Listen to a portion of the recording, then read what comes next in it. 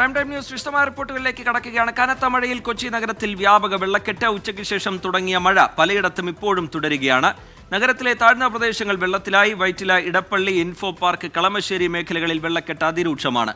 ദേശീയപാതയിൽ പല ഭാഗത്തും ഗതാഗതം മുടങ്ങി. MG റോഡിലും കടവന്ത്രയിലും ചിറ്റൂർ റോഡിലും വെള്ളക്കെട്ട് രൂപപ്പെട്ടു. KSRTC ബസ് സ്റ്റാൻഡ് പരിസരവും വെള്ളത്തിലായി.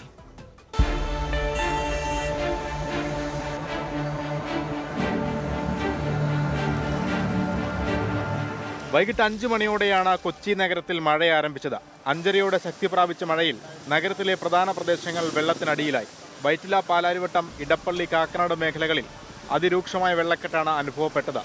എറണാകുളം സൗത്ത് KSRTC സ്റ്റാൻഡിൽ വെള്ളം കയറിയത് യാത്രക്കാരെ ദുരിതത്തിലാക്കി. ഇൻഫോ പാർക്കിലെ വിവിധ ഓഫീസുകളിലും വെള്ളം കയറി. വെള്ളക്കെട്ടിനെ തുടർന്ന് വാഹന ഗതാഗതം പൂർണ്ണമായും തടസ്സപ്പെട്ടു.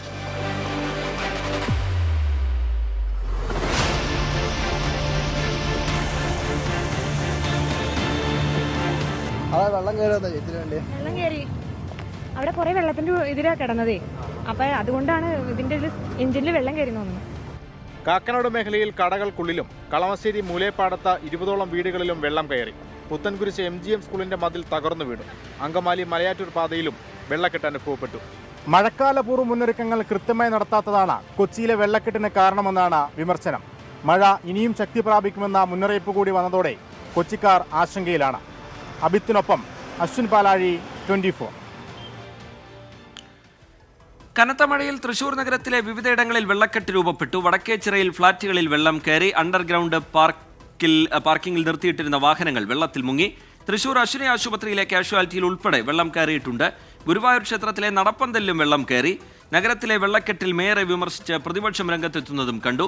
കോഴിക്കോട് നഗരത്തിലും മലയോര മേഖലയിൽ കനത്ത മഴ തുടരുകയാണ്. മെഡിക്കൽ കോളേജിലെ കാഷ്വാലിറ്റിയിലും മാതൃശിശു സംരക്ഷണ കേന്ദ്രത്തിലെ വാർഡുകളിലും വെള്ളം കയറി.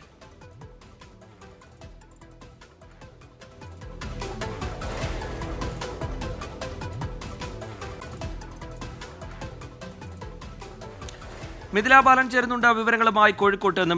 മിഥില ഇപ്പോൾ എവിടെയാണ് നിൽക്കുന്നത്? ഈ കോഴിക്കോട് മെഡിക്കൽ കോളേജിലെ കാഷ്വാലിറ്റിയിലും മാതൃശിശു സംരക്ഷണ കേന്ദ്രത്തിലെ വാർഡുകളിലുമൊക്കെ വെള്ളം കയറിയിട്ടുണ്ടെന്ന് മനസ്സിലാക്കുന്നു. ഇപ്പോഴും ഏതൊക്കെ മേഖലകളിലാണ് മഴ തുടരുന്നത്? പൊതുവായ സാഹചര്യം എന്താണ് മിഥില?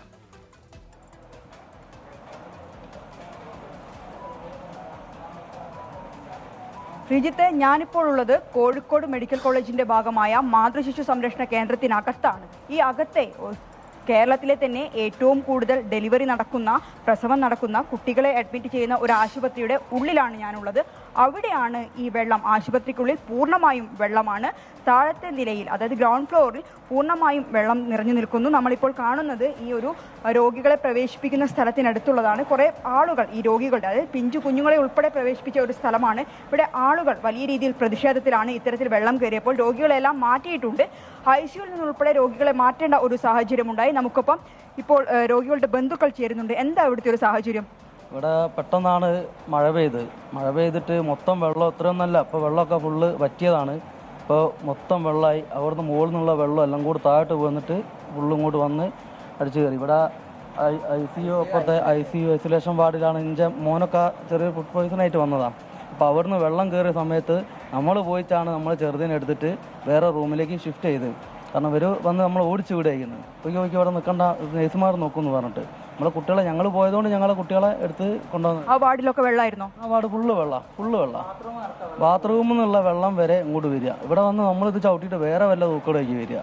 അപ്പോൾ അതാണ് ഇവിടുത്തെ ഒരു അവസ്ഥ. അപ്പോൾ എല്ലാവരും അത് തന്നെ, വെള്ളം കയറിയിട്ട് സെക്യൂരിറ്റിക്കാരൊക്കെ അങ്ങോട്ട് മുന്നിലേക്ക് പോയി. പിന്നെ ഞങ്ങൾ കുറച്ച് ആൾക്കാരുള്ളത്, അങ്ങനെ ഇവർ ഐസൊലേഷൻ വാർഡിൽ നിന്നൊക്കെ ആ കുട്ടികളൊക്കെ എടുത്തിട്ട് മേലെ റൂമിലേക്ക് മാറ്റുകയാണ് ചെയ്യുന്നത്. ICU കുഞ്ഞുങ്ങളെ മാറ്റിയത്? ICU മാറ്റിയിട്ടില്ല. ICUലൊക്കെ വെള്ളം അവർ ICU ഇപ്പോഴും കുട്ടികൾ അവിടെ തന്നെയാണ് കിടക്കുന്നത്. ഐസൊലേഷൻ വാർഡിൽ ഒരു 5-10 കുട്ടികളെടുത്തിട്ടുണ്ടാവും. അവരെ ഞങ്ങളെല്ലാവരും കൂടി കൊടുത്തിട്ട് മാറ്റിയതാണ്. കാരണം ഒറ്റ സെക്യൂരിറ്റിമാർ വെള്ളം കയറിയപ്പോൾ ഓരോ സാധനം എടുത്ത് പോയി എന്നല്ലാണ്ട് ഒരാളെ രക്ഷിക്കാനായിട്ട് ഇവിടെ നിന്നിട്ടില്ല. നിങ്ങൾ തന്നെയാണോ കുഞ്ഞുങ്ങളെ മാറ്റി? ഞങ്ങൾ, എൻ്റെ മോനും ഉണ്ട് അതിൻ്റെ ഉള്ളിൽ. ലേശം ഒരു ചെറിയൊരു ക്രിട്ടിക്കൽ പോലെ നിൽക്കുന്നതാണ്. ഇവൻ്റെ മോനും അങ്ങനെ തന്നെയാണ്. ഇവരെ മക്കളൊക്കെ അങ്ങനെ ഗ്ലൂക്കോസ് കേട്ടിരുന്ന് ഒഴിവാക്കിയിട്ട് എടുത്തുകൊണ്ടുപോയത് ഞങ്ങൾ. ഇതാണ് ഇവിടുത്തെ ഒരു സാഹചര്യം. നമുക്കിപ്പോൾ ഈ ഒരു ദൃശ്യങ്ങൾ കാണാം. ഈ ആശുപത്രിയുടെ ഉൾവശമാണ്. ആശുപത്രിയുടെ ഉൾവശത്തെല്ലാം തന്നെ ഇത്തരത്തിൽ വെള്ളം കെട്ടി നിൽക്കുന്നുണ്ട്. വാർഡുകളിൽ നിന്നൊക്കെ ഒരു കുഞ്ഞുങ്ങളെ മാറ്റിയിട്ടുണ്ട്. ഞാൻ നേരത്തെ സൂചിപ്പിച്ചതുപോലെ തന്നെ മാതൃശിശു സംരക്ഷണ കേന്ദ്രമാണ്. അതുകൊണ്ട് തന്നെ കുഞ്ഞുങ്ങളാണ്, അമ്മമാരാണ്, ഡെലിവറി കഴിഞ്ഞ അമ്മമാരാണ് അധികവും ഈ ICUലൊക്കെ ഉള്ളത്. നമുക്ക് കാണാം കൂടുതൽ ദൃശ്യങ്ങളിലേക്ക്, ഇതിനകത്തുള്ള കൂടുതൽ ഈ ആശുപത്രിക്കുള്ളിലെ കൂടുതൽ ദൃശ്യങ്ങളിലേക്ക് നമുക്ക് പോകാൻ കഴിയും. കാരണം വളരെയധികം, അതായത് ICUവിൽ ഉൾപ്പെടെയുള്ള ആളുകൾ, ഇത് ഈ കാണുന്നത് കൂട്ടിരിപ്പുകാർ ഇരിക്കുന്ന ഒരു സ്ഥലമാണ്. ഇവിടെയെല്ലാം നിറച്ചും വെള്ളമെത്തി, അതായത് മലിനജലമാണ് ഇവിടെ എത്തിയിട്ടുള്ളത്. ഓടകളിൽ നിന്നുള്ള വെള്ളമാണ് ഇവിടെ എത്തിയിട്ടുള്ളത്. ആർക്കും തന്നെ ഇരിക്കാൻ കഴിയാത്ത ഒരു സാഹചര്യമാണ്. ആശുപത്രിക്കുള്ളിലെ കാഴ്ചയാണിത്. തൊട്ട് നമ്മളിപ്പോൾ പോകുന്നത് വാർഡ്, ചെറിയ കുഞ്ഞുങ്ങളെ ഉൾപ്പെടെ പ്രവേശിപ്പിച്ചിട്ടുള്ള വാർഡിൻ്റെ ഭാഗത്തേക്കാണ്. നമുക്ക് ഇപ്പോൾ ഇവിടെ കാണാം. ഇത് ICU ആണ്, പീഡിയാട്രിക് ICU ആണ്. ഈ പീഡിയാട്രിക് ICU നമുക്കിതിൻ്റെ ഉള്ളിലേക്ക് കയറാൻ തോന്നും. പീഡിയാട്രിക് ICU ആണ്. ഈ ICUവിൻ്റെ ഉള്ളിൽ വരെ വെള്ളം കയറിയ ഒരു സാഹചര്യമാണ്. ഉള്ളിലോട്ട് കയറാൻ പറ്റില്ല, നമുക്ക് റെസ്ട്രിക്ഷൻ ഉണ്ട് ഉള്ളിൽ കയറുന്നത്. എന്നിരുന്നാൽ പോലും കോഴിക്കോട് മെഡിക്കൽ കോളേജിന് കീഴിലുള്ള മാതൃശിശു സംരക്ഷണ കേന്ദ്രത്തിലെ ഒരു അവസ്ഥയാണ്. വളരെ ദയനീയമായ, ഗുരുതരമായ ഒരു സാഹചര്യമാണുള്ളത്. ഇവിടെയുള്ള ആളുകൾ പറയുന്നത് പ്രകാരമാണെങ്കിൽ അവർ തന്നെയാണ് കുഞ്ഞുങ്ങളെ ഇവിടെ നിന്നും വാർഡുകളിലേക്ക് മാറ്റിയതെന്ന് പറയുന്നു. അറ്റൻഡർമാർ ആരും തന്നെ ഇവിടെ ഉണ്ടായിരുന്നില്ല എന്ന് പറയും. ഇതെല്ലാം തന്നെ ഈ ഒരു ഇടനാഴിയാണ് ആശുപത്രിക്ക് വാർഡുകളിലേക്ക് മറ്റും പോകുന്നത്. അവിടെയെല്ലാം തന്നെ വെള്ളം കെട്ടി നിൽക്കുന്ന ഒരു അവസ്ഥയാണ് നിലവിലുള്ളത്. കോഴിക്കോട് ജില്ലയിൽ ഇന്ന് ഉച്ച മുതൽ തന്നെ കനത്ത മഴ പെയ്യുന്നുണ്ട്. മലയോര മേഖലകളിലും നഗരങ്ങളിലും ഉൾപ്പെടെ യാതൊരു തരത്തിലുള്ള വ്യത്യാസമില്ലാതെ. ഇത് പീഡിയാട്രിക് വാർഡാണ്, പീഡിയാട്രിക് ട്രയാജ് ആൻഡ് എമർജൻസി വാർഡാണ്. അവിടെയും നമുക്ക് കാണാം ഈ വെള്ളമെല്ലാം അഴുക്കുചാലിൽ നിന്നും എത്തിയിട്ടുള്ള വെള്ളമാണ്, കേടായ വെള്ളമാണ്. അതാണ് നമുക്ക് ഇവിടെ കെട്ടി നിൽക്കുന്നത് കാണാൻ കഴിയുന്നത്. ഇത് എടുത്തു പറയേണ്ട ഒരു കാര്യം, കോഴിക്കോട് മെഡിക്കൽ കോളേജിന്റെ ഭാഗമായ മാതൃശിശു സംരക്ഷണം, കേരളത്തിലെ തന്നെ ഏറ്റവും വലിയ ആശുപത്രി, ഏറ്റവും കൂടുതൽ ഡെലിവറി നടക്കുന്ന ഒരു ആശുപത്രിയിലാണ് ഇത്തരം ഗുരുതരമായ ഒരു സാഹചര്യം ഇപ്പോൾ കടന്നു പോകുന്നത്. റീജിത്ത്, ഇതിൽ കാലവർഷം എത്തിയിട്ട് പോലുമില്ല, അതിനു മുമ്പ് മഴ ശക്തമാകുന്നു, ഇങ്ങനെ ഈ ആശുപത്രിക്കുള്ളിലേക്കൊക്കെ വെള്ളം കയറുന്ന നിലയുണ്ടാകുന്നു. അവിടെ നിന്നുള്ള ചിലരുടെ പ്രതികരണങ്ങളിൽ അവർ വലിയ രീതിയിലുള്ള പരാതി ഉന്നയിക്കുന്നുണ്ട്. ഇങ്ങനെ ഒരു സംഭവം നടന്നു, അതിനുശേഷം അവർക്ക് വേണ്ട സഹായമൊന്നും ചെയ്തു നൽകാതെ അവരൊക്കെ അവനവൻ്റെ കാര്യം നോക്കിപ്പോയി എന്നുള്ള വിമർശനവും അവിടെ ശക്തമാക്കി ഉയർത്തുകയാണല്ലോ അവർ. മിഥില,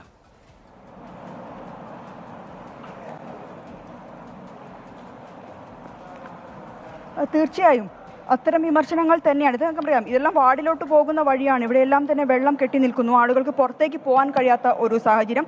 റീജിത്ത് സൂചിപ്പിച്ചതുപോലെ തന്നെ കാലവർഷം എത്തിയിട്ടില്ല, അതിനു മുൻപേ പെയ്ത ഒരു മഴയിലെ ഒരു ദുരവസ്ഥയാണ്. ഇപ്പോൾ നമ്മൾ രോഗികളുടെ ബന്ധുക്കൾ, നമുക്കറിയാം ആശുപത്രിയാണ്, അതുകൊണ്ട് തന്നെ എത്രത്തോളം സങ്കടത്തോടെ അല്ലെങ്കിൽ വിഷമത്തോടെ എല്ലാം ആയിരിക്കും അവരുടെ ബന്ധുക്കൾ ഇരിക്കുന്നുണ്ടാവുക. ആ സമയത്താണ് ഇത്തരത്തിലുള്ള ഒരു ദുരിതം കൂടി അവർക്ക് പേറേണ്ടി വരുന്നത്. ഇതെല്ലാം തന്നെ വാർഡിലേക്കുള്ള വഴിയാണ്. എടുത്തു പറയേണ്ട ഒരു കാര്യം, ഡ്രെയിനേജിൽ നിന്ന്, അതായത് ഓവുചാലുവിൽ നിന്നുള്ള വെള്ളമാണ് ഇങ്ങോട്ട് ഇപ്പോൾ ഈ വാർഡിലേക്കെല്ലാം എത്തിയിട്ടുള്ളത്. ആളുകളെല്ലാം തന്നെ ഈ വെള്ളം ചവിട്ടിക്കൊണ്ടാണ്, ഇപ്പോൾ നമുക്ക് ദൃശ്യങ്ങൾ കാണാം, ഈ അമ്മ ഉൾപ്പെടെയുള്ളവരെല്ലാം തന്നെ ഈ വെള്ളം ചവിട്ടിക്കൊണ്ടാണ്. ഇത് OP ഭാഗമാണ്. ഇപ്പോൾ നമ്മൾ ദൃശ്യങ്ങൾ കാണുന്നത് IMCHന്റെ OP കൗണ്ടർ പ്രവർത്തിക്കുന്ന സ്ഥലത്തെ കാര്യങ്ങളാണ്. വെള്ളം കെട്ടി നിൽക്കുന്നുണ്ട്. ഇത് ഒരു ഭാഗത്ത് മോട്ടോർ ഉപയോഗിച്ച്, ആശുപത്രിയുടെ പിൻവശത്ത് വലിയ രീതിയിൽ വെള്ളമുണ്ട്, അത് മോട്ടോർ ഉപയോഗിച്ച് പമ്പ് ചെയ്ത് നീക്കാനുള്ള നടപടിയും ഇപ്പോൾ ആരംഭിച്ചിട്ടുണ്ട്. ഗുരുതരമായ ഒരു സാഹചര്യത്തിലൂടെയാണ് കോഴിക്കോട് മെഡിക്കൽ കോളേജിലെ മാതൃശിശു സംരക്ഷണ കേന്ദ്രം ഇപ്പോൾ കടന്നു പോകുന്നത്. റീജിത്ത്, ശരി. മിഥില ബാലൻ കോഴിക്കോട് മെഡിക്കൽ കോളേജിൽ നിന്ന് വിവരങ്ങൾ നൽകുകയായിരുന്നു. കോഴിക്കോട് ജില്ലയിൽ പൊതുവെ ശക്തമായ മഴ നഗരമേഖലയിലും മലയോര മേഖലയിലുമൊക്കെ ലഭിക്കുന്നുണ്ട്. കോഴിക്കോട് മെഡിക്കൽ കോളേജിലെ കാഷ്വാലിറ്റിയിലും മാതൃശിശു സംരക്ഷണ കേന്ദ്രത്തിലെ വാർഡുകളിലും വെള്ളം കയറിയിട്ടുണ്ട്. അതിന്റെ ദൃശ്യങ്ങളും വിവരങ്ങളുമാണ് പ്രേക്ഷകർ ഇപ്പോൾ കണ്ടത്. സംസ്ഥാനത്ത് പലയിടത്തും കനത്ത മഴ തുടരുന്ന സാഹചര്യമുണ്ട്. അല്പസമയം മുമ്പ് നമ്മൾ കോഴിക്കോട് മെഡിക്കൽ കോളേജിലെ ദൃശ്യങ്ങളും വിവരങ്ങളുമാണ് കണ്ടത്. തൃശ്ശൂരിലും സമാനമായ സാഹചര്യമാണ്. തൃശ്ശൂർ അശ്വിനി ആശുപത്രിയിലെ കാഷ്വാലിറ്റിയിൽ ഉൾപ്പെടെ വെള്ളം കയറിയിട്ടുണ്ട്. ഗുരുവായൂർ ക്ഷേത്രത്തിലെ നടപ്പന്തലിലും വെള്ളം കയറിയിട്ടുണ്ട്. തൃശ്ശൂരിൽ നിന്ന് എങ്ങനെയാണ് മഴയുമായി ബന്ധപ്പെട്ട വിവരങ്ങൾ എന്നുള്ളതാണ് നമ്മൾ പരിശോധിക്കുന്നത്. സൂരജ് സജി നമുക്കൊപ്പം വിവരങ്ങളുമായി ചേരുന്നുണ്ട്. സൂരജ്, തൃശ്ശൂരിലെ സാഹചര്യം എന്താണ്? സൂരജ്, സമാനതകളില്ലാത്ത ഒരു പ്രതിസന്ധിയിലൂടെയാണ് തൃശ്ശൂർ നഗരം കടന്നുപോയിക്കൊണ്ടിരിക്കുന്നത്. പ്രളയമുണ്ടായ വേളയിൽ പോലും തൃശ്ശൂർ നഗരത്തിൽ വെള്ളം കയറാത്ത ഇടങ്ങളിലാണ് ഒറ്റ ദിവസത്തെ മണിക്കൂറുകൾ പോലും ഇല്ലാത്ത മഴയിൽ വെള്ളം കയറിയിരിക്കുന്നതെന്നുള്ളതാണ് പ്രധാനമായും ഇവിടത്തുകാർ ചൂണ്ടിക്കാണിക്കുന്നത്. നഗരത്തിലെ പ്രധാന പാതകളെല്ലാം തന്നെ വെള്ളത്തിലാണ്. റെയിൽവേ സ്റ്റേഷൻ ആയാലും ബസ് സ്റ്റാൻഡ് പരിസരമാണെങ്കിലും ഇട റോഡുകളിലെല്ലാം വെള്ളം കയറി. അതോടുകൂടി തന്നെ തൃശ്ശൂർ നഗരത്തിലെ വിവിധ വീടുകളിൽ ഉൾപ്പെടെ വെള്ളം കയറിയിരിക്കുന്ന സാഹചര്യമാണ്. വിവിധ ഫ്ളാറ്റുകളിൽ വെള്ളം കയറി.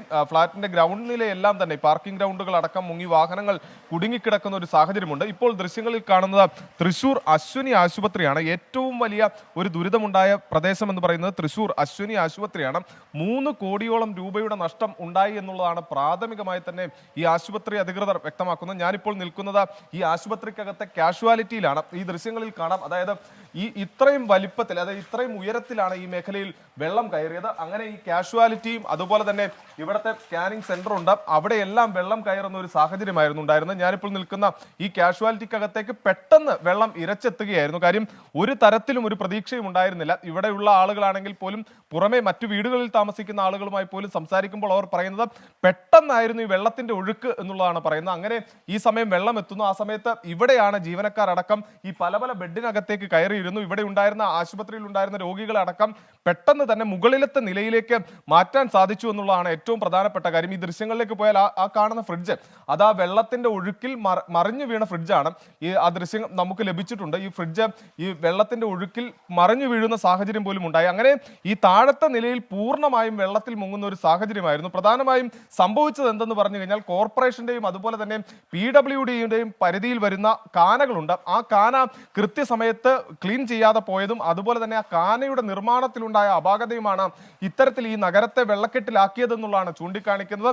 ഇത് സംബന്ധിച്ച് ആശുപത്രി അധികൃതർ തന്നെ ഏതാനും മാസങ്ങൾക്ക് മുമ്പ് PWDക്ക് അടക്കം കത്ത് നൽകിയിരുന്നു. ഈ കത്തിന്റെ അടിസ്ഥാനത്തിൽ ചർച്ചകളും എല്ലാം നടന്നതാണ്. പക്ഷേ ഇതിനൊരു പരിഹാരം ഉണ്ടായില്ല. ഈ മഴ അടുത്തിരിക്കുന്ന സമയത്ത് പോലും അധികൃതരുടെ ഭാഗത്തു നിന്നുണ്ടായ വലിയ അനാസ്ഥ അത് തൃശ്ശൂർ നഗരത്തെ തന്നെ വെള്ളത്തിലാക്കുന്ന ഒരു സാഹചര്യമാണുള്ളത്. തൃശ്ശൂരിലെ പ്രധാന ആശുപത്രിയാണ് ഇത്തരത്തിൽ ഈ വെള്ളത്തിൽ മുങ്ങിപ്പോയത് എന്നുള്ളതാണ് ഏറ്റവും ശ്രദ്ധേയമായിട്ടുള്ള കാര്യം. നിരവധി രോഗികൾ എത്തുന്ന കാഷ്വാലിറ്റി അടക്കം പൊടുന്നനെ വെള്ളത്തിൽ അമരുന്ന ഒരു സാഹചര്യമുണ്ടായി. തൃശ്ശൂർ നഗരത്തെ ഫ്ളാറ്റുകളാകട്ടെ വീടുകളാകട്ടെ നഗരത്തിലെ ഉയർന്ന പ്രദേശങ്ങളിൽ പോലും വെള്ളം കയറുന്ന ഒരു സാഹചര്യമുണ്ടായി.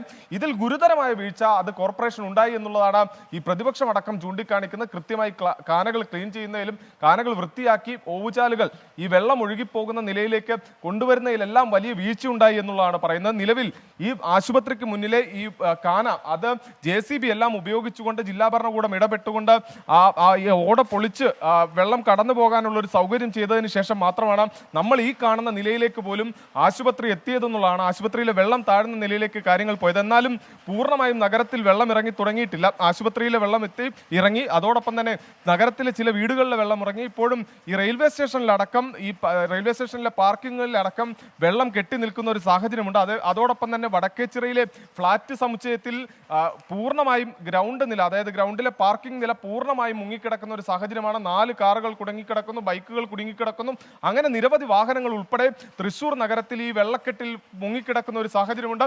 അശ്വിനി ആശുപത്രിയിൽ മാത്രം 3 കോടിയിലധികം നഷ്ടമാണ് ഉണ്ടായിരിക്കുന്നതെന്നാണ് ഈ ഘട്ടത്തിൽ ആശുപത്രി അധികൃതർ വ്യക്തമാക്കുന്നത്. TK. ശരി, സൂരജ് സജി തൃശ്ശൂരിൽ നിന്ന് വിവരങ്ങൾ നൽകുകയായിരുന്നു. കൊച്ചിയിൽ എന്താണ് സാഹചര്യം എന്നുള്ള കാര്യം പരിശോധിക്കേണ്ടതുണ്ട്. നേരത്തെ കനത്ത മഴ കൊച്ചി നഗരത്തിന്റെ വിവിധ ഭാഗങ്ങളിൽ പെയ്തു. പലയിടത്തും വെള്ളം കയറുന്നത് നമ്മൾ കണ്ടു. വാഹനയാത്രക്കാർ ബുദ്ധിമുട്ടുന്നത് നമ്മൾ കണ്ടു. ഇടപ്പള്ളിയിൽ വലിയ ഗതാഗത കുരുക്ക് രൂപപ്പെടുന്നത് കണ്ടു. എന്താണ് ഏറ്റവും പുതിയ സാഹചര്യം എന്ന് പരിശോധിക്കാം. അശ്വിൻ പാലാഴി നമുക്കൊപ്പം ചേരുന്നുണ്ട്. അശ്വിൻ, പുതിയ വിവരങ്ങൾ എന്താണ് അശ്വിൻ?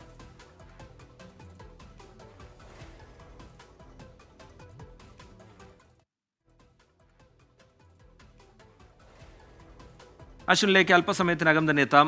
ചെറിയ ചില സാങ്കേതിക തടസ്സമുണ്ട്. സംസ്ഥാനത്ത് പൊതുവായി ശക്തമായ മഴ പലയിടങ്ങളിലും ലഭിച്ചുകൊണ്ടിരിക്കുകയാണ്. മണിക്കൂറുകളായി മഴ തുടരുന്ന സാഹചര്യവുമുണ്ട് പലയിടത്തും. കൊച്ചിയിൽ നേരത്തെ കനത്ത മഴയായിരുന്നു പെയ്തിരുന്നത്. ഇപ്പോഴെന്താണ് സാഹചര്യം എന്നുള്ളത് അല്പസമയത്തിനകം തന്നെ അശ്വിൻ പാലാഴി അതിൻ്റെ വിവരങ്ങൾ നൽകും. തൃശ്ശൂർ നഗരത്തിൽ വലിയ രീതിയിലുള്ള വെള്ളക്കെട്ട് രൂപപ്പെടുന്നത് നമ്മൾ കണ്ടു. വടക്കേച്ചിറയിൽ ഫ്ളാറ്റുകളിൽ വെള്ളം കയറുന്നത് കണ്ടു.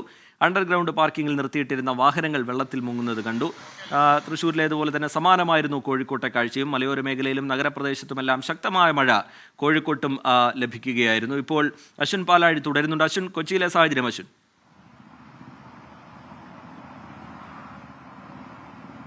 രജിത്ത്, എറണാകുളം ജില്ലയിൽ പരക്കെ മഴ കുറഞ്ഞിട്ടുണ്ട് എന്നുള്ളതാണ് ആശ്വാസകരമായ വാർത്ത. ഏകദേശം 2 മണിക്കൂറോളം നീണ്ട മഴയാണ് മലയോര മേഖലയെയും ഒപ്പം നഗരമേഖലയെയും ഒരേപോലെ ദുരിതത്തിലാക്കിയത്. മലയാറ്റൂരടക്കം അങ്കമാലി മലയാറ്റൂർ പാതയിലടക്കം ആദ്യഘട്ടത്തിൽ വെള്ളം കയറി. അതിന് പിന്നാലെയാണ് എറണാകുളം നഗരത്തിലും വലിയ വെള്ളക്കെട്ടുണ്ടായത്. പാലാരിവട്ടം, ഇടപ്പള്ളി, വൈറ്റില, ഒപ്പം കാക്കനാട് എന്നിവിടങ്ങളിലാണ് രൂക്ഷമായ വെള്ളക്കെട്ട് നഗരം കേന്ദ്രീകരിച്ചുണ്ടായത്. ഇൻഫോ പാർക്ക് മേഖലയിൽ, ഇൻഫോ പാർക്കിനുള്ളിൽ സമീപകാലത്തെ ചരിത്രത്തിൽ ആദ്യമായാണ് ഇത്രയധികം വെള്ളക്കെട്ടുണ്ടാകുന്നത്, ആളുകൾ ബുദ്ധിമുട്ടുന്നത്. ഇത് ഒരു ആദ്യത്തെ സംഭവം എന്ന് തന്നെ പറയാം. ഒപ്പം കമ്പനികൾക്കുള്ളിലേക്ക് പോലും വെള്ളം കയറുന്ന ഒരു സാഹചര്യം നമ്മൾ കണ്ടതാണ്. അത് ഈ സമീപകാല ചരിത്രത്തിലൊന്നും ഇല്ലാത്ത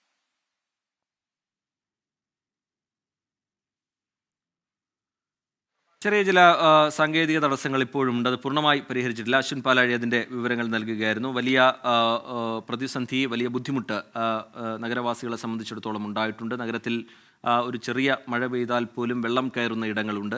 അവിടെയാണ് മണിക്കൂറുകളായി മഴ പെയ്തത്. അതിനെ തുടർന്നുണ്ടായ പ്രതിസന്ധി അത് ചെറുതല്ല. പലയിടത്തും താഴ്ന്ന പ്രദേശങ്ങളിൽ വെള്ളം കയറുന്നത്, ഗതാഗതം തടസ്സപ്പെടുന്നത്, വലിയ രീതിയിലുള്ള ഗതാഗത കുരുക്ക് രൂപപ്പെടുന്നതൊക്കെ കൊച്ചിയിൽ നിന്ന് നമ്മൾ കണ്ടിരുന്നു. പലയിടത്തും ഇപ്പോഴും മഴ തുടരുന്ന സാഹചര്യമുണ്ട് എന്ന് തന്നെയാണ് മനസ്സിലാക്കുന്നത്. അശ്വിൻ പാലാഴി അതിൻ്റെ ഏറ്റവും പുതിയ വിവരങ്ങൾ പങ്കുവെക്കുകയായിരുന്നു. കോഴിക്കോട്ട് നിന്ന് മറ്റൊരു വിവരം കൂടി പുറത്തു വരുന്നുണ്ട്. അത് കുറ്റ്യാടിയിലും തൊട്ടിൽപ്പാലത്തും കടകളിൽ വെള്ളം കയറി എന്നുള്ളതാണ്. അത്തോളി ഉള്ളിയേരിയിൽ വൈകിട്ട് തുടങ്ങിയ മഴ ഇപ്പോഴും തുടരുകയാണ്. കോഴിക്കോട് ജില്ലയിൽ 4 കൺട്രോൾ റൂമുകൾ തുറന്നിട്ടുണ്ട്. ദീപക് ധർമ്മടം ചേരുന്നുണ്ട് വിവരങ്ങളുമായി കോഴിക്കോട്ട് നിന്ന്. ദീപക്, വിവരങ്ങൾ എന്താണ് ദീപക്? കോഴിക്കോട് വൈകിട്ട് തുടങ്ങിയ മഴ ഇടതടവില്ലാതെ പല മേഖലകളിൽ കനത്തുകൊണ്ടിരിക്കുന്നു, പെരുമഴയായി മാറുന്നു. ഈ സാഹചര്യത്തിലാണ് ജില്ലയിൽ 4 കൺട്രോൾ റൂമുകൾ തുറന്നിരിക്കുന്നത്. അതായത് മഴ കൂടുതൽ കനത്ത പശ്ചാത്തലത്തിൽ കോഴിക്കോട്, കൊയിലാണ്ടി, വടകര, താമരശ്ശേരി ഈ നിലയിൽ 4 കൺട്രോൾ റൂം തുറന്നിരിക്കുന്നു. ജില്ലാ കലക്ടർ ജില്ലാ ഭരണകൂടം അറിയിച്ചിരിക്കുകയാണ് ഈ കൺട്രോൾ റൂമിൽ മുഴുവൻ സമയ സേവനം ലഭ്യമാക്കും എന്നുള്ളത്. മാത്രവുമല്ല, ഒരു ടോൾ ഫ്രീ നമ്പർ കൂടി കോഴിക്കോട്ട് മഴ കനക്കുന്ന സാഹചര്യത്തിൽ 1077 പ്രേക്ഷകർ ശ്രദ്ധിക്കേണ്ടതാണ്. കോഴിക്കോട് പ്രേക്ഷകർ കുറിച്ചെടുക്കുക. 1077 എന്ന ഒരു control room toll free number കൂടി ജില്ലാ കലക്ടർ അറിയിച്ചിരിക്കുന്നു. കോഴിക്കോട് അത്തോളി മേഖലയിൽ വൈകിട്ട് തുടങ്ങിയ മഴ ഇപ്പോഴും തുടരുന്നു. പലയിടങ്ങളിലും വെള്ളം കയറി തുടങ്ങിയിരിക്കുന്നു കടകളിലേക്ക്. അതുപോലെ തന്നെ തൊട്ടിൽപ്പാലം കുറ്റ്യാടി ബസ് റൂട്ടിൽ വാഹനങ്ങൾ പോകാൻ പറ്റാത്ത വിധത്തിൽ വെള്ളം കയറിയിരിക്കുന്നു, കടകളിലേക്ക് വെള്ളം കയറിയിരിക്കുന്നു. അതുപോലെ തന്നെ നേരത്തെ തന്നെ മിഥിലാബാലൻ വിവരം നൽകിയതാണ്, കോഴിക്കോട് മെഡിക്കൽ കോളേജിലും വെള്ളം കയറിയിരിക്കുന്ന സാഹചര്യമാണ്. ഓടകളിൽ വെള്ളം നിറഞ്ഞ് മറ്റ് മേഖലകളിലേക്ക് വെള്ളം കയറുന്ന സാഹചര്യമാണ്. കോഴിക്കോട് നഗര ഹൃദയത്തിലെ പല പ്രദേശവും, മാവൂർ റോഡ്, അതുപോലെ തന്നെ സ്റ്റേഡിയം കോർണർ, അതുപോലെ മാനാഞ്ചിറ തുടങ്ങിയ മേഖലകളിലെല്ലാം തന്നെ വെള്ളം കയറിയിട്ടുണ്ട്. കനത്ത മഴ ഇപ്പോഴും തുടരുകയാണ്. ശരി, ദീപക് ധർമ്മടം വിവരങ്ങൾ നൽകുകയായിരുന്നു. കോഴിക്കോട്ട് നിന്ന് ജില്ലയിൽ 4 കൺട്രോൾ റൂമുകൾ തുറന്നിട്ടുണ്ട്. അതുപോലെ സംസ്ഥാനത്ത് മഴ മുന്നറിയിപ്പിൽ ചെറിയ ചില മാറ്റങ്ങളുണ്ട്. ഇന്ന് 5 ജില്ലകളിൽ റെഡ് അലേർട്ടാണ്. 7 ജില്ലകളിൽ ഓറഞ്ച് അലേർട്ടും 2 ജില്ലകളിൽ യെല്ലോ അലേർട്ടും പ്രഖ്യാപിച്ചിട്ടുണ്ട്. കാസർഗോഡ് ഇടിമിന്നലേറ്റ് മടിക്കൈ ബംഗളം സ്വദേശി ബാലൻ മരിച്ചു. ഇടിമിന്നലിൽ ഉദുമയിലും പെരുമ്പട്ടയിലും വീടുകൾക്ക് കേടുപാടുണ്ടായി. പെരുമ്പട്ട മുള്ളിക്കാട് 2 വീടുകളിലെ ഇലക്ട്രിക് ഉപകരണങ്ങൾ നശിച്ചു. മുള്ളിക്കാട് നാസറിന്റെ പറമ്പിലെ കുഴൽക്കിണറും മോട്ടോറും ഇടിമിന്നലിൽ തകർന്നു. കിണറിലെ പൈപ്പുകൾ വൻ ശബ്ദത്തോടെ പൊട്ടിത്തെറിക്കുകയായിരുന്നു. ശക്തമായ മഴയിൽ ദേശീയപാത 66 വെള്ളം കയറി. കനത്ത മഴയിൽ നീലേശ്വരം കോട്ടപ്പുറത്ത് മരം കടപുഴകി വീണു. റോഡിൽ വാഹനങ്ങൾ ഇല്ലാത്തതിനാലാണ് വലിയ അപകടം ഒഴിവായത്.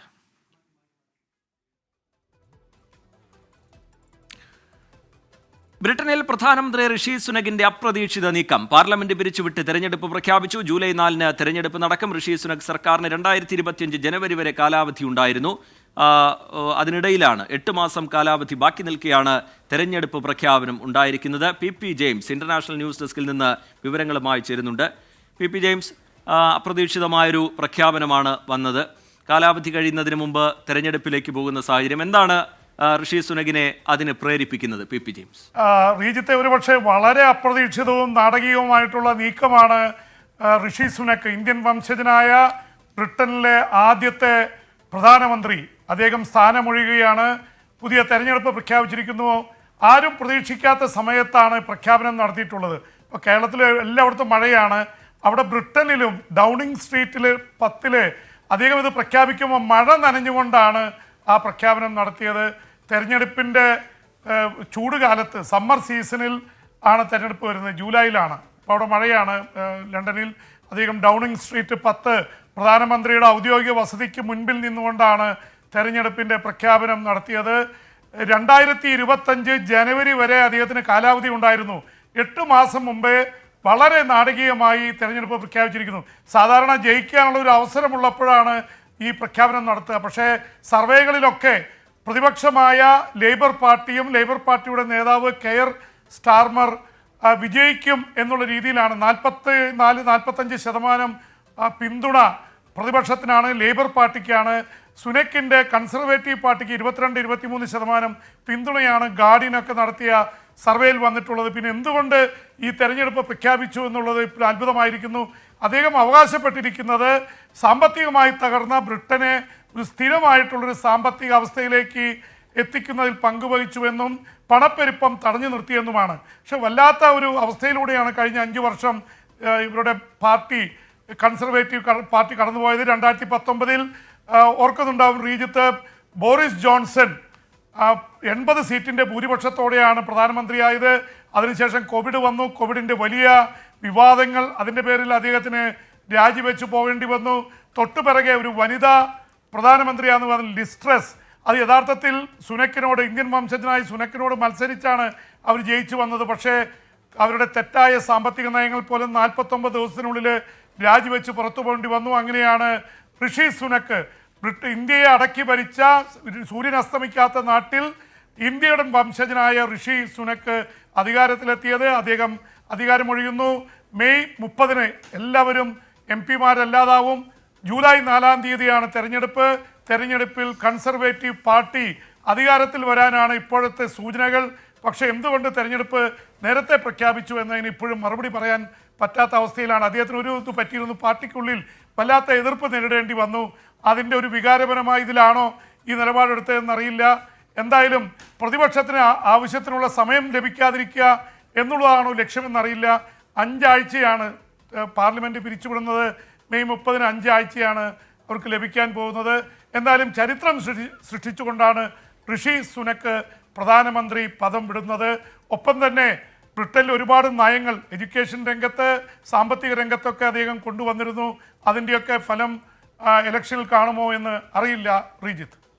ശരി, PP ജെയിംസ് ഇന്റർനാഷണൽ ന്യൂസ് ഡെസ്കിൽ നിന്ന് വിവരങ്ങൾ നൽകുകയായിരുന്നു. ഋഷി സുനകിന്റെ ഭാഗത്തു നിന്ന് തീർത്തും അപ്രതീക്ഷിതം എന്ന് മാത്രം വിശേഷിപ്പിക്കാവുന്നൊരു പ്രഖ്യാപനമാണ്, തീരുമാനമാണ് ഉണ്ടായിരിക്കുന്നത്. കാലാവധി പൂർത്തിയാവുന്നതിന് മുമ്പ് തെരഞ്ഞെടുപ്പിനെ നേരിടാൻ ഒരുങ്ങുന്നു ഋഷി സുനക്. പാലക്കാട് കൊല്ലങ്കോട് വാഴപ്പുഴയിൽ പുലി കമ്പിവേലിയിൽ കുരുങ്ങിയ സംഭവത്തിൽ സ്ഥലം ഉടമയ്ക്കെതിരെ കേസ്. വന്യമൃഗങ്ങളെ പിടികൂടാൻ സ്ഥാപിച്ച വേലിയിലാണ് പുലി കുടുങ്ങിയത് എന്നാണ് വനംവകുപ്പിന്റെ വിലയിരുത്തൽ. അതിനാലാണ് ഏറെ പരിശ്രമിച്ചിട്ടും പുലിക്ക് രക്ഷപ്പെടാൻ കഴിയാതിരുന്നത്. സാധാരണ കമ്പി കൊണ്ടല്ല വേലി കെട്ടിയതെന്നും വനംവകുപ്പ് പറയുന്നുണ്ട്. പുലിയുടെ പോസ്റ്റ്മോർട്ടം നാളെ തൃശൂർ മണ്ണുത്തി വെറ്റിനറി സർവകലാശാലയിൽ നടക്കും. ആന്തരിക രക്തസ്രാവമാണ് മരണത്തിന് കാരണം എന്നാണ് വനംവകുപ്പിന്റെ പ്രാഥമിക നിഗമനം. ബോംബ് നിർമ്മാണത്തിനിടെ കൊല്ലപ്പെട്ടവർക്കായി നിർമ്മിച്ച സ്മാരക മന്ദിര ഉദ്ഘാടന ചടങ്ങിൽ CPIM സംസ്ഥാന സെക്രട്ടറി MV ഗോവിന്ദൻ പങ്കെടുത്തില്ല. പാനൂർ ചെറ്റക്കണ്ടിയിലെ ഷൈജു സുബീഷ് സ്മാരക മന്ദിരത്തിന്റെ ഉദ്ഘാടന ചടങ്ങിൽ നിന്നാണ് MV ഗോവിന്ദൻ വിട്ടുനിന്നത്. സംസ്ഥാന സെക്രട്ടറി ഉദ്ഘാടനം ചെയ്യുമെന്ന് അറിയിച്ചിരുന്ന സ്മാരക മന്ദിരം ജില്ലാ സെക്രട്ടറി MV ജയരാജൻ ഉദ്ഘാടനം ചെയ്തു.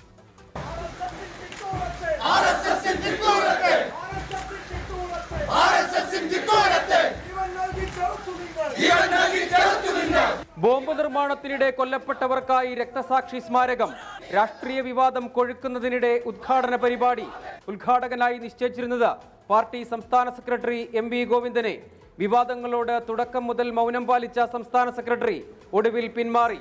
MV ഗോവിന്ദന്റെ അസാന്നിധ്യത്തിൽ പകരക്കാരനായത് ജില്ലാ സെക്രട്ടറി MV ജയരാജൻ.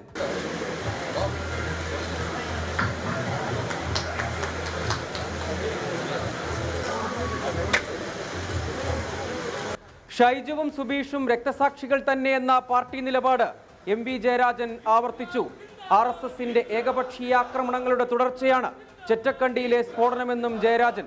ചെറ്റക്കണ്ടിയിൽ പാർട്ടി പ്രവർത്തകന്മാരെ പുഴുക്കളെ പോലെ കൊന്നൊടുക്കുന്ന ഘട്ടത്തിലാണ് ഈ സംഭവം.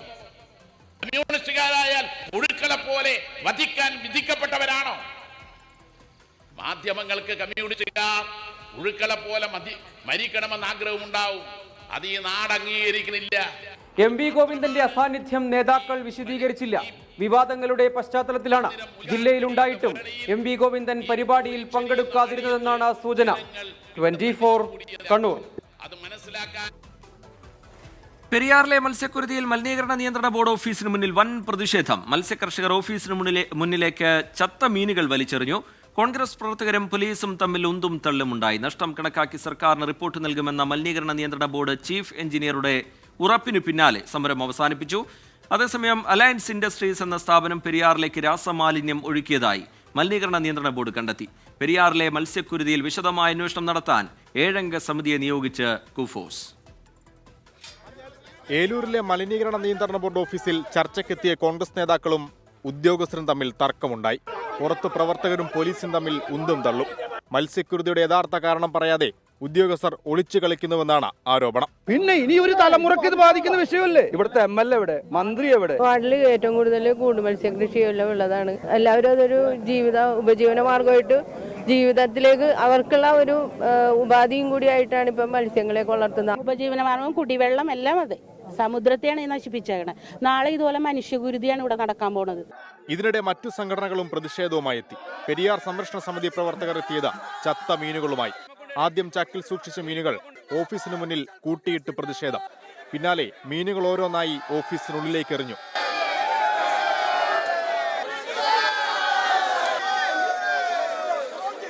ചർച്ചയ്ക്കെത്തിയ മലിനീകരണ നിയന്ത്രണ ബോർഡ് ചീഫ് എഞ്ചിനീയർ ബാബുരാജിന്റെ വാഹനം പെരിയാർ സംരക്ഷണ സമിതി പ്രവർത്തകർ തടഞ്ഞു.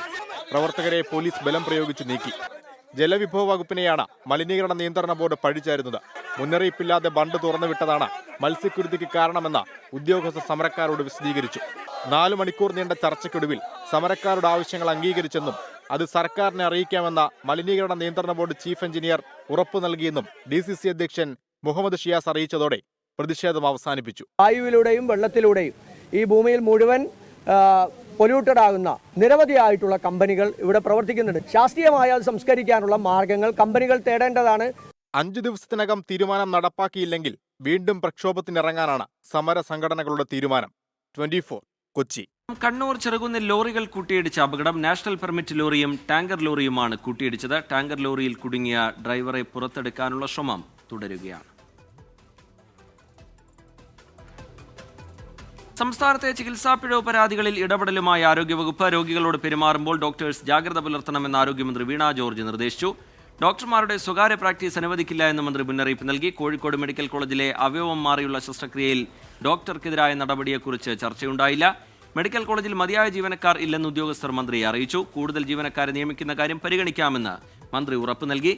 ചികിത്സാ പിഴവടക്കമുള്ള പരാതികളിൽ ആലപ്പുഴ മെഡിക്കൽ കോളേജിനോട് മന്ത്രി റിപ്പോർട്ട് തേടി. തൈക്കാട് ആശുപത്രിയിലെ ഗർഭസ്ഥ ശിശുവിന്റെ മരണത്തിൽ ആശുപത്രിക്കെതിരെ ഗുരുതര ആരോപണവുമായി മാതാവ്. ചികിത്സ നിഷേധിച്ചതുകൊണ്ടാണ് തനിക്ക് കുഞ്ഞിനെ നഷ്ടമായതെന്ന് പവിത്ര. ഡോക്ടർമാരുടെ അനാസ്ഥയാണ് കുഞ്ഞിന്റെ മരണത്തിന് കാരണം. കുറ്റക്കാർക്കെതിരെ നടപടിയെടുക്കണമെന്നും കുട്ടിയുടെ മാതാവ് പറഞ്ഞു. ഞങ്ങൾ ഈ കേസുമായിട്ട് മുൻപോട്ട് പോകാൻ തന്നെയാണ് തീരുമാനിച്ചിരിക്കുന്നത്. എൻ്റെ കുഞ്ഞിന് നീതി കിട്ടണം. എനിക്ക് ചികിത്സ നിഷേധിച്ചതെന്ന് തന്നെയാണ് എനിക്ക് പറയാനുള്ളത്.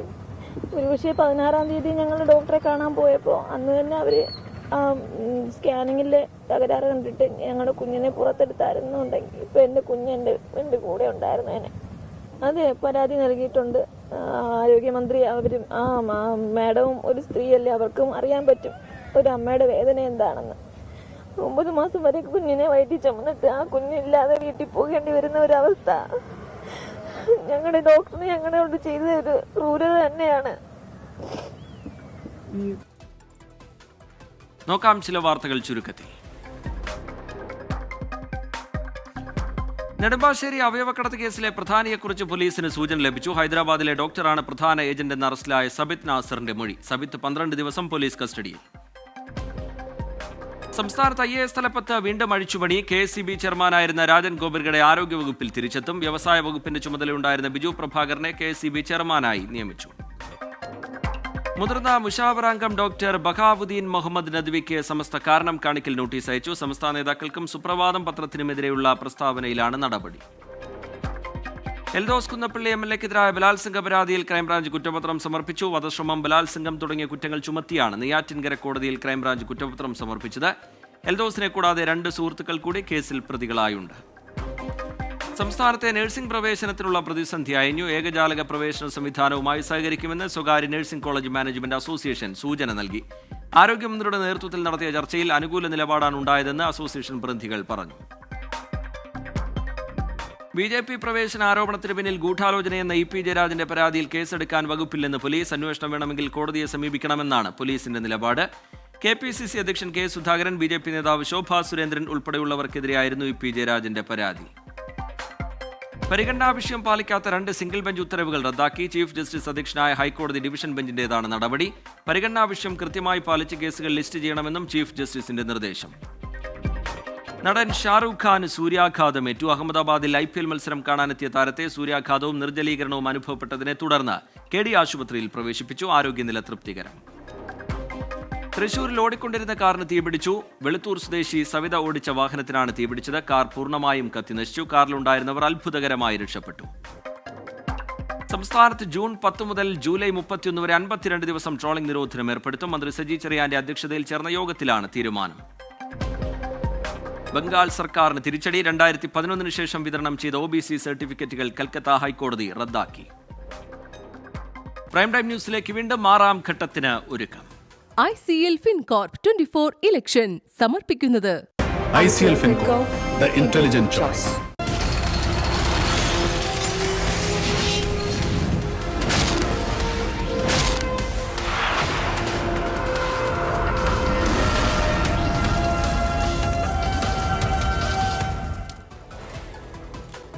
ലോക്സഭാ തെരഞ്ഞെടുപ്പിൽ 6ാം ഘട്ടത്തിന്റെ പരസ്യപ്രചാരണം നാളെ അവസാനിക്കാനിരിക്കെ BJPക്കും കോൺഗ്രസിനും മുന്നറിയിപ്പ് നൽകി തെരഞ്ഞെടുപ്പ് കമ്മീഷൻ. താരപ്രചാരകരെ നിയന്ത്രിക്കണം എന്നാണ് പാർട്ടി അധ്യക്ഷന്മാർക്ക് നൽകിയിരിക്കുന്ന നിർദ്ദേശം. രാജ്യത്തിന് വേണ്ടിയുള്ളവരും രാജ്യത്തെ ചൂഷണം ചെയ്യുന്നവരും തമ്മിലുള്ള പോരാട്ടമാണ് ഈ തെരഞ്ഞെടുപ്പെന്ന് പ്രധാനമന്ത്രി നരേന്ദ്രമോദി പറഞ്ഞു. പ്രചരണം പരിധി വിട്ടെന്ന കണ്ടെത്തലിന്റെ അടിസ്ഥാനത്തിലാണ് തെരഞ്ഞെടുപ്പ് കമ്മീഷന്റെ നടപടി. താരപ്രചാരകരെ നിയന്ത്രിക്കണമെന്ന് കമ്മീഷൻ BJP അധ്യക്ഷൻ JP നദ്ദയ്ക്കും കോൺഗ്രസ് അധ്യക്ഷൻ മല്ലികാർജ്ജുൻ ഖാർഗെയ്ക്കും നിർദ്ദേശം നൽകി. അതേസമയം ഇന്നും പങ്കെടുത്ത റാലികളിൽ രൂക്ഷ വിമർശനങ്ങളാണ് പ്രധാനമന്ത്രി നരേന്ദ്രമോദി കോൺഗ്രസിനെതിരെ ഉന്നയിച്ചത്. മോദിയുടെ സർക്കാർ നിലനിൽക്കേണ്ടത് പട്ടിണിയും അഴിമതിയും മടങ്ങിയെത്താതിരിക്കാൻ അനിവാര്യമാണ്. ജൂൺ 4-ന് ഇന്ത്യ മുന്നണി രാജ്യത്ത് ചരിത്രമാകും. पूरा चुनाव खत्म होने को आपने एक भी नई बात इन लोगों के मुंह से सुनी क्या? देश को आगे कैसे ले जाएंगे, विकास का विजन क्या है, अर्थव्यवस्था को लेकर क्या प्लान है, दोनों साझादों ने एक बार भी भरोसेमंद बात नहीं कही. ഡൽഹിയിലടക്കം ശക്തമായ പ്രചരണമാണ് ഇന്ത്യ മുന്നണി നടത്തുന്നത്. കേരളത്തിൽ നിന്നെത്തിയ കോൺഗ്രസ് പ്രവർത്തകർ വിവിധയിടങ്ങളിൽ ഇന്ത്യ മുന്നണിക്കായി വോട്ടഭ്യർത്ഥിച്ചു. നല്ല പ്രതികരണമാണ്. ഞങ്ങൾക്ക് നേരത്തെ അറിയാം ഉത്തരേന്ത്യയിലൊക്കെ സമൂലമായ ഒരു മാറ്റത്തിന് വിധേയമായി കണ്ടിരിക്കുകയാണ് എന്ന് ഞങ്ങളൊക്കെ മനസ്സിലാക്കിയിട്ടുണ്ട്. ഇന്ത്യ മുന്നണിയുടെ ശക്തി BJPയെ വിറളി പിടിപ്പിച്ചിരിക്കുകയാണെന്ന് കോൺഗ്രസ് കുറ്റപ്പെടുത്തി. 58 മണ്ഡലങ്ങളിലാണ് നാളെ പ്രചരണം കുട്ടിക്കലാശിക്കുക. ഡൽഹിയിലെ എല്ലാ മണ്ഡലങ്ങളും 6ാം ഘട്ടത്തിൽ ബൂത്തിലെത്തും. R. രാധാകൃഷ്ണൻ, 24, ഡൽഹി. ബംഗളൂരുവിനെ വീഴ്ത്തി രാജസ്ഥാൻ റോയൽസ് IPL ക്വാളിഫയറിൽ. റോയൽ ചലഞ്ചേഴ്സിനെ 4 വിക്കറ്റിന് തോൽപ്പിച്ചു. മറ്റന്നാൾ നടക്കുന്ന 2ാം ക്വാളിഫയറിൽ രാജസ്ഥാൻ ഹൈദരാബാദിനെ നേരിടും. സ്പോർട്സ് ഡെസ്കിൽ നിന്ന് ഗീസ് പീറ്റർ വിവരങ്ങളുമായി ചേരുന്നുണ്ട്. ഗീസ്, മത്സരം എങ്ങനെയായിരുന്നു ഗീസ്?